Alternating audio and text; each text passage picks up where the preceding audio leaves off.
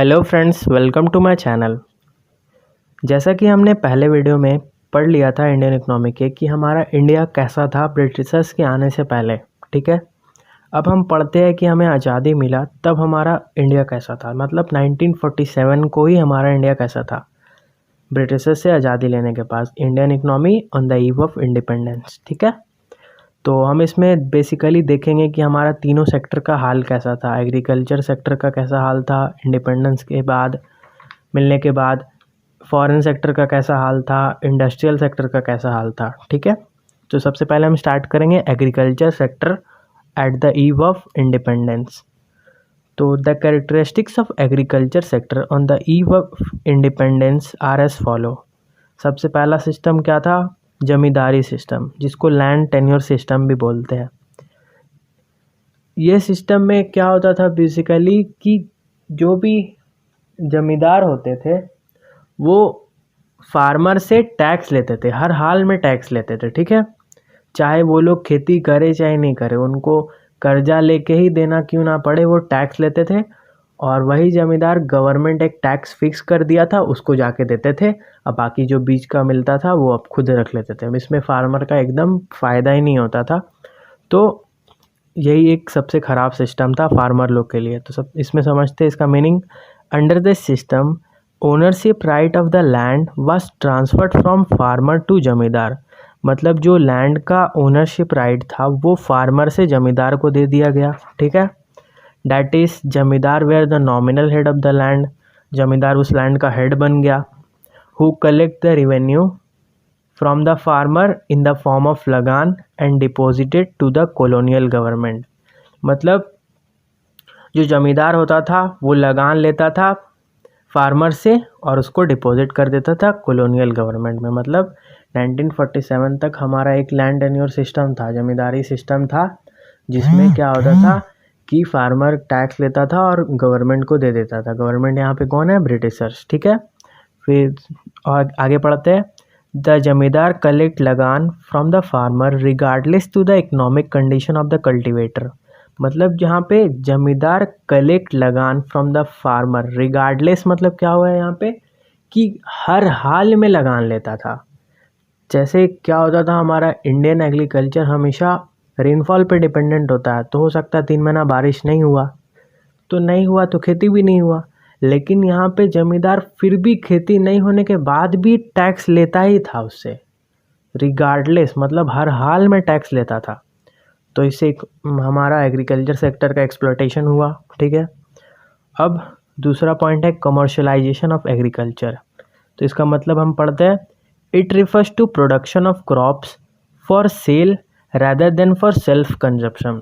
तो जैसा कि हम पहले वीडियो में पढ़े थे कि हमारा इंडिया में कि आदमी वही चीज़ उगाते थे जो वो खाते थे और उतने में ही सेटिस्फाई होते थे। लेकिन कमर्शलाइजेशन ऑफ एग्रीकल्चर का मतलब होता है कि वो लोग वो क्रॉप उगाते हैं जो बेच सके।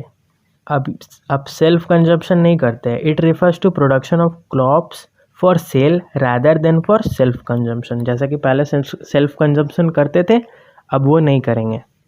तो आगे पढ़ते हैं। Farmer were given higher price for production of cash crops like jute, cotton, indigo, so they can use them as raw material for British industry. मतलब क्या किया ब्रिटिशर्स, फार्मर को ज़्यादा पैसा देने लगा कि तुम कैश क्रॉप उगाओ, फूड क्रॉप नहीं जो तुम खाते थे। वो बोला कि अब तुम राइस वीट छोड़ो, अब ये सब का ज़्यादा खेती करो, कॉटन, जूट, इंडिगो, ताकि ये सब वो अपना ब्रिटेन ले जाए और ब्रिटिश इंडस्ट्री में यूज़ करे रॉ मटेरियल के तौर पर। ठीक है, क्योंकि इंडिया का ज़मीन तो कितना उपजाऊ है हम लोग जानते ही है। ठीक है, high level of prices for the farmers to produce cash crops rather than food crop. क्योंकि ब्रिटिशर्स इसके लिए हाई प्राइस देता था वो लोग को, तो यही फार्मर को फोर्स किया कि वो अब अपना फूड क्रॉप छोड़े और कैश क्रॉप पे आ जाए। ठीक है, थर्ड पॉइंट पे आते हैं, लो level of productivity. Low level of productivity, ठीक है, मतलब कि हमारा खेती का मतलब हमारे लैंड में बहुत कम प्रोडक्टिविटी होता था। क्यों होता था? इसका बेसिक क्या हो सकता है रीज़न? सबसे पहले अच्छा फर्टिलाइज़र नहीं था फार्मर के पास, वो तो फर्टिलाइज़र बाद में लॉन्च हुआ, पहले तो कोई नहीं जानता था। फिर इरिगेशन फैसिलिटी नहीं था। इरिगेशन फैसिलिटी बेसिकली कोई समझता नहीं। इरिगेशन मतलब पानी का सुविधा, ठीक है। पानी का सुविधा नहीं था, कोई ट्यूबवेल नहीं था, कोई अच्छा सा डैम वैम कुछ नहीं था कि जो पानी दे सके, ठीक है। बारिश होता था तो वही डिपेंड करते थे, डिपेंडेंस ऑन रेनफॉल, ठीक है। तो आगे पढ़ते हैं। Productivity refers to output generated per hectare of land, मतलब कितना आउटपुट पर हेक्टर में जनरेट हुआ, ठीक है। During colonial period the productivity of Indian agriculture was very low because of following reason। Indian agriculture का प्रोडक्टिविटी बहुत लो था। क्या क्या रीज़न था इसका? लैक ऑफ इरिगेशन फैसिलिटी, मतलब पानी का सुविधा नहीं था। लो लेवल ऑफ टेक्नोलॉजी, मतलब मशीन नहीं था, जैसे ट्रैक्टर यूज़ होता है ना खेती करने में, वो नहीं था।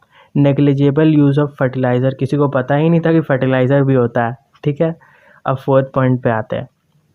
High degree of uncertainty. Uncertainty मतलब क्या होता था कि इंडियन एग्रीकल्चर बेसिकली एकदम पूरा डिपेंडेंट हो गया था रेनफॉल पे, ठीक है। रेनफॉल होता था तो अच्छा खेती होता था, नहीं होता था तो वो लोग डूब जाता था। तो पढ़ते हैं हम इसका define. During colonial period the main source of irrigation was rainfall which result in high level of uncertainty, that is good rainfall implied good output, मतलब अच्छा रेनफॉल होता था तो अच्छा खेती होता था, whereas poor rainfall will result in low level of output. वहाँ पे पुअर रेनफॉल हुआ तो आउटपुट बहुत कम हुआ, ठीक है। अब दूसरा सेक्टर पे आते हैं, industrial sector on the eve of independence during colonial rule. पहला पॉइंट इसमें आएगा, डिक्लाइन ऑफ हैंडीक्राफ्ट इंडस्ट्री। तो जैसा कि हमने पहले वीडियो में समझा था कि feature of Indian agriculture before colonial rule, मतलब Indian economy before colonial rule, कि हम लोग बहुत ज़्यादा फेमस थे पूरे वर्ल्ड में कि हम हैंडीक्राफ्ट के लिए जाने जाते हैं।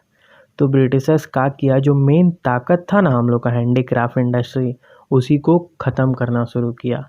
तो इसमें पहला पॉइंट निकलता है decline of handicraft industry during colonial rule. The Britishers systematically destroy the Indian handicraft industry, systematically destroy किया इंडियन हैंडीक्राफ्ट इंडस्ट्री और force the people to indulge into agriculture sector, और फोर्स किया आदमी लोग को कि वो एग्रीकल्चर सेक्टर पे ही डिपेंडेंट हो। क्योंकि क्या करता है वो एग्रीकल्चर सेक्टर में? कैश क्रॉप उगाता है, मतलब कॉटन जूट इंडिगो उगाता है ताकि वो ब्रिटेन में ले जाए और उसी से एक प्रोडक्ट बनाए, फिर वापस उसको इंडिया में ही बेचे, ठीक है।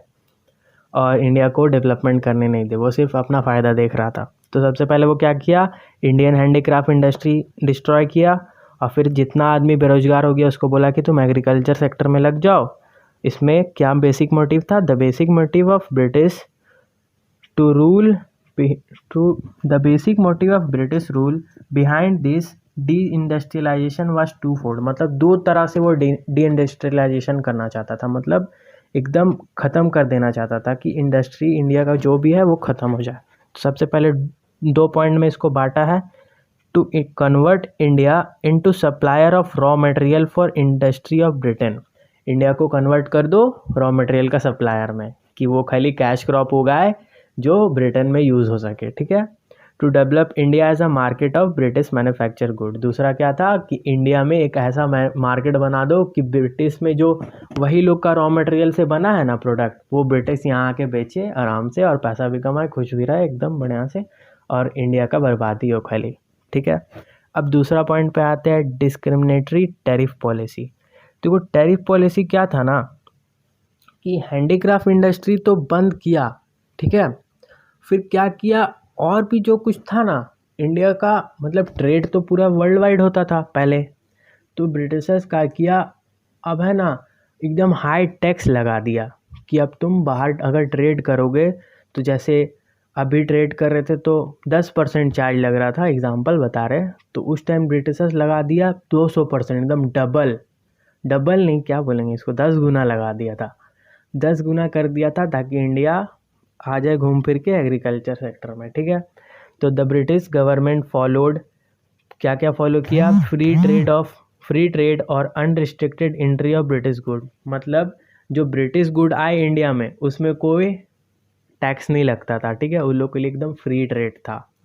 फिर दूसरा, tariff free export of raw material from India to Britain, जो रॉ मटेरियल इंडिया बना रहा है उसको ब्रिटेन भेजा जाए एकदम फ्री ऑफ कॉस्ट में, एकदम कोई खर्चा नहीं, ठीक है। और थर्ड था heavy duty was placed on the export of Indian handicraft product. बहुत ज़्यादा हैवी ड्यूटी लगता था इंडियन हैंडीक्राफ्ट प्रोडक्ट में, जो वो इंडिया बाहर बेचता था ना, उसमें बहुत ज़्यादा क्या बोलते हैं हैवी ड्यूटी चार्ज लगता था, मतलब टैक्स लगता था, due to which Indian handicraft industry start losing its pride and place, जिसके कारण इंडियन हैंडीक्राफ्ट इंडस्ट्री डूबना स्टार्ट हो गया। थर्ड पॉइंट पे आते हैं competition from machine made product. क्या होता था कि जो इंडियन हैंडीक्राफ्ट इंडस्ट्री था वो अपना हाथ से बनाता था, तो हाथ से कोई भी चीज़ बनाने में बहुत टाइम लगता है। तो ब्रिटिशर्स का क्या किया, वो अपने ब्रिटेन में मशीन से बना कर आ रहा है, तो उसमें कम टाइम लगता है और सस्ता में भी बिकता है। और यही ब्रिटिशर्स इंडियन अपना हाथ से बना रहा है तो उसमें ज़्यादा पैसा लग रहा है। तो यही कंपटीशन के कारण जितने भी इंडियन इंडस्ट्री थे वो सारे शट डाउन कर दिए, क्योंकि जब तक वो बनाते हैं कोई भी प्रोडक्ट उतना में ब्रिटिशर्स बेच के भी चला जाता था, तो क्या फ़ायदा था इसमें।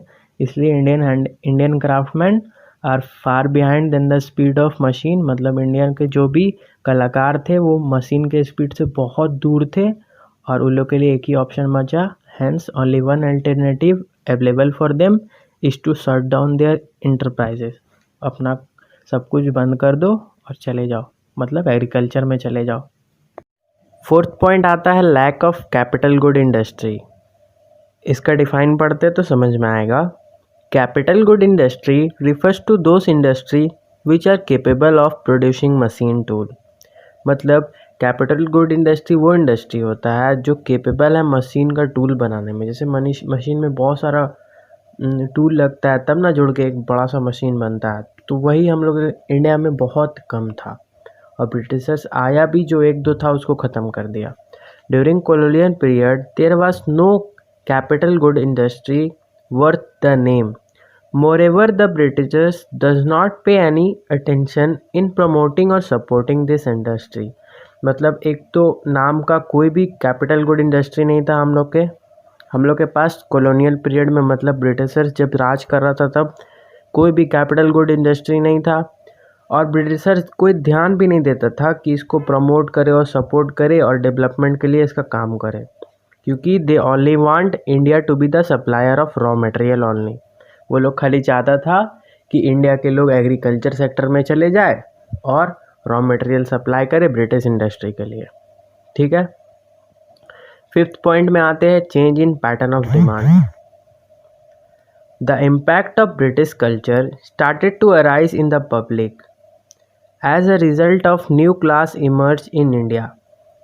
मतलब जैसे ही ब्रिटिशर्स लोग आया तो पैटर्न ऑफ डिमांड चेंज हो गया। पहले इंडिया के लोग क्या होता था, वो लोग कल्चर के हिसाब से अपना कपड़ा पहनते थे, या और भी कुछ फूड वूड को ही ले लो, सब अपने हिसाब से खाते थे।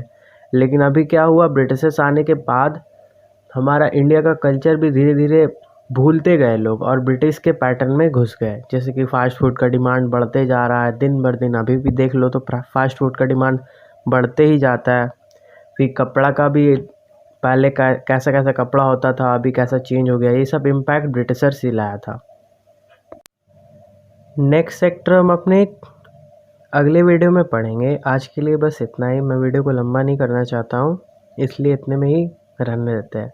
नेक्स्ट वीडियो में हम फॉरेन सेक्टर के बारे में पढ़ेंगे, on the eve of independence, और उसके बाद डेमोग्राफिक कंडीशन के बारे में पढ़ेंगे, और फिर इसके बाद एक और वीडियो आएगा जिसमें चैप्टर ख़त्म हो जाएगा। आप मेरे वीडियो में जो बुक यूज़ कर रहा हूँ उससे आप नोट्स बना सकते हैं, ये बहुत इजी लैंग्वेज में लिखा हुआ है।